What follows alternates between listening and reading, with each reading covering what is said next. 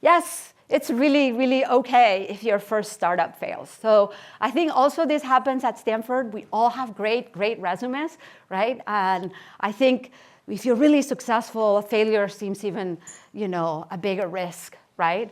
But it's okay to fail. As I mentioned, I started this company called Barcelona Design. I still think we had a super cool logo, and we did great. We actually had a lot going for us. Our technology was amazing. We were able to literally design circuits that would take a human maybe days or weeks to design. We would get pretty close within a few minutes, right? So that was pretty impressive, and that's when computers were slow.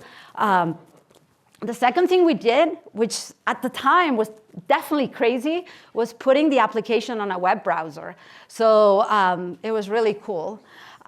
We were able to recruit a lot of great PhDs from here. So we had a stellar team.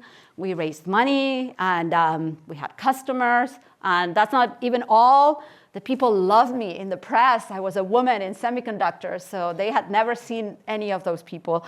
So we had a lot of press, right? So the company was high fly up. And then all of a sudden, things started going down. So, I think there were many reasons.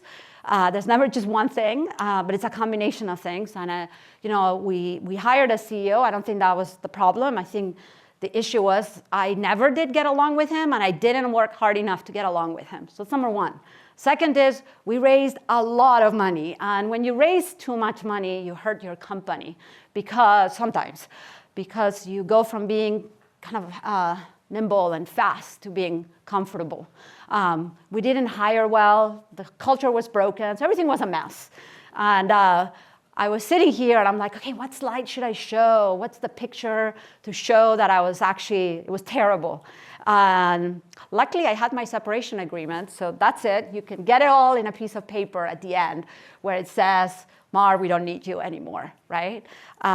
It's really hard. If you're a founder, I think in this last 20 years, I've met a lot of founders that have gone through that, kind of failed founders. You can start a group called Failed Founder Anonymous, and it would actually be very successful because we all feel the same pain, and it's very acute. It's like somebody died. You go through the 5 steps of grief. You're like denial, anger, depression, bargaining, and acceptance, right? You really suffer that cycle. And at the end, once you get to acceptance, it's when it gets good, right? Because once you get there, you can decide to learn from the experience. And that's what I did. Once I got there, I was like, what could I have done to make it better? And life is just a series of failures. Sometimes it works, sometimes it doesn't work, sometimes successes. It's just every day, right? And I think I try very, very hard every time something doesn't work to not blame it on anybody but me. Because if I do that, then I know that I'm learning from that experience, right? So I think for all of you, there will be small, big failures. It doesn't matter. I think the important thing is to look at it and say at the end, what could I have done, rather than what could they have done, right?